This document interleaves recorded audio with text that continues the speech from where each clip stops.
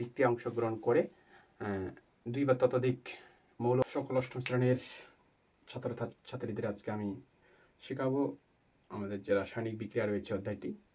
এই রাসায়নিক বিক্রিয়া অধ্যায়ের মূলত বিক্রিয়াসমূহ অর্থাৎ বিভিন্ন যে বিক্রিয়া রয়েছে এই বিভিন্ন বিক্রিয়া সম্পর্কে আজকে আমি ধারণা দেব।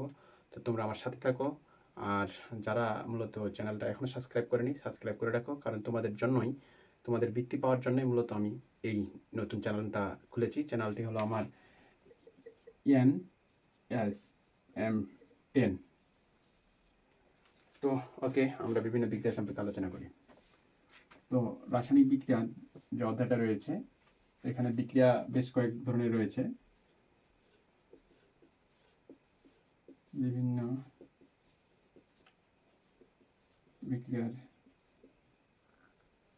বিক্রিয়া সমূহ। 1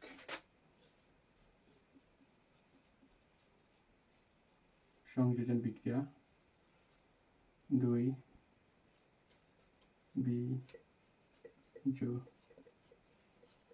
বিযোজন বা বিয়োজন,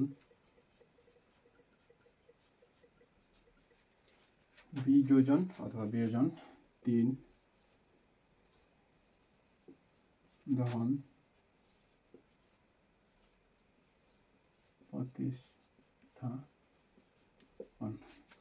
তো প্রিয় ছাত্রছাত্রীরা, তোমরা এই রাসায়নিক বিক্রিয়ার মূলত এই 4টা বিক্রিয়া তোমরা দেখেছো। একটা হচ্ছে সংযোজন বিক্রিয়া, আরেকটা হচ্ছে মূলত বিয়োজন বা বিযোজন বিক্রিয়া, আরেকটা হচ্ছে মূলত কি দহন বিক্রিয়া। তো আমরা আলোচনা করি এখন এই বিক্রিয়া সমূহ। প্রথমে আমরা সংযোজন সম্পর্কে আলোচনা করি।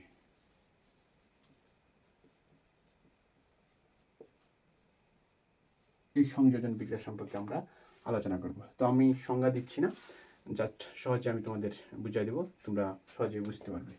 তো দেখি আমরা, যেমন হাইড্রোজেন প্লাস অক্সিজেন বিক্রিয়া করে কি হচ্ছে H2O, পানি।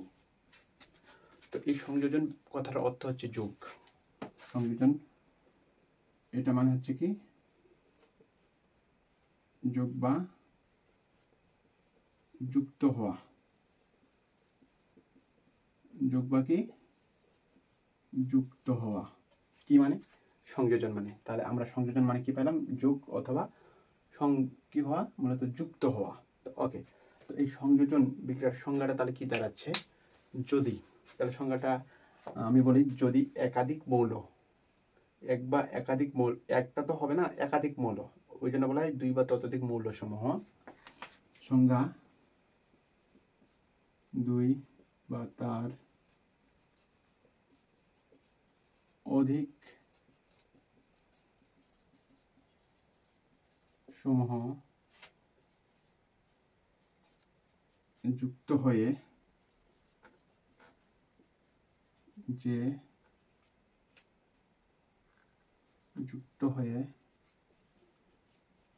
একটি মাত্র যৌগ গঠন করে তাকে, 2 বা তার অধিক মৌলসমূহ যুক্ত হয়ে একটি মাত্র যৌগ গঠন করে তাকে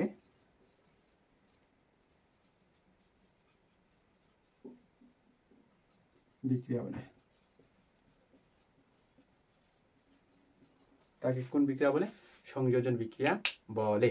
তাহলে আমরা সহজে বুঝতে পারছি যে হাইড্রোজেন একটি মৌল আর অক্সিজেন একটি মৌল। তবে হাইড্রোজেন হচ্ছে দ্বিপরমাণু মৌল,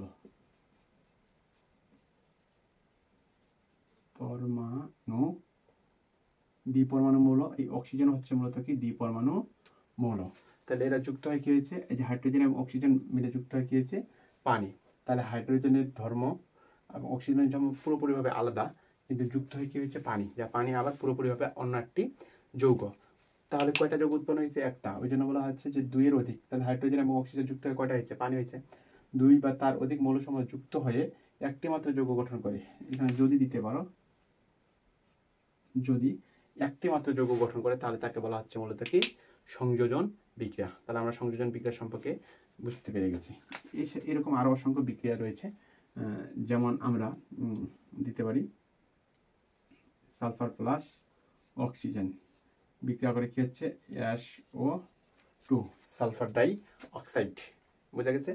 এটার নাম হচ্ছে সালফার ডাই অক্সাইড।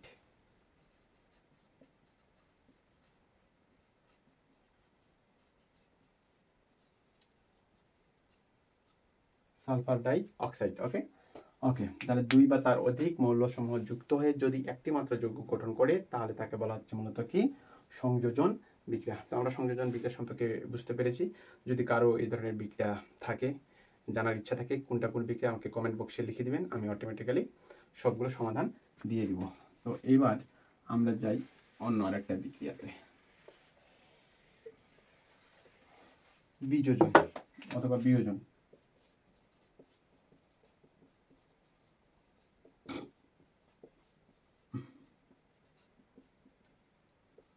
এটা মানে হচ্ছে কি? বিয়োগ বা মুক্ত হওয়া, বিয়োগ অথবা কি মুক্ত হওয়া। দেখো তাহলে সংজ্ঞাটা কি আসছে? যদি একটি মাত্র যৌগ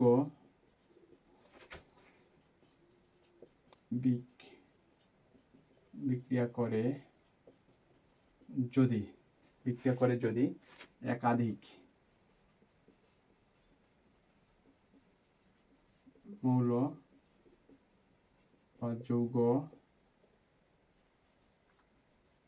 উৎপন্ন করে তাকে বিযোজন বা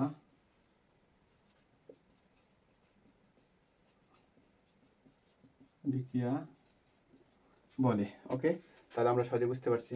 যেমন দেখো ক্যালসিয়াম কার্বনেট, একে যদি তাপ দেওয়া হয় তাহলে উৎপন্ন করবে কি? Carbon die oxide plus calcium oxide. এটা হচ্ছে চুন, এটা হচ্ছে কার্বন ডাই অক্সাইড। তাহলে আমরা সহজে বুঝতে পারছি যদি একটি মাত্র যৌগ বিক্রিয়া অংশগ্রহণ করে দুই বা ততোধিক মৌল বা যৌগ উৎপন্ন করে তাকে বলা হচ্ছে মূলত কি?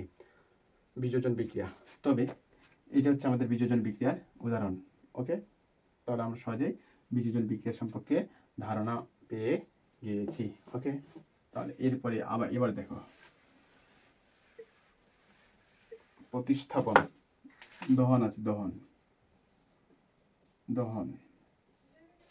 আমরা তাহলে দহন মানে কি জানি? জ্বালানো বা পোড়ানো। এই সম্পর্কে আমরা সহজে বলতে পারি, হয়তো বা জ্বালানো না হয় পোড়ানো। তবে দহন কাকে বলে আমি বলি, দহন হচ্ছে কি? যদি কোনো মৌল অক্সিজেনের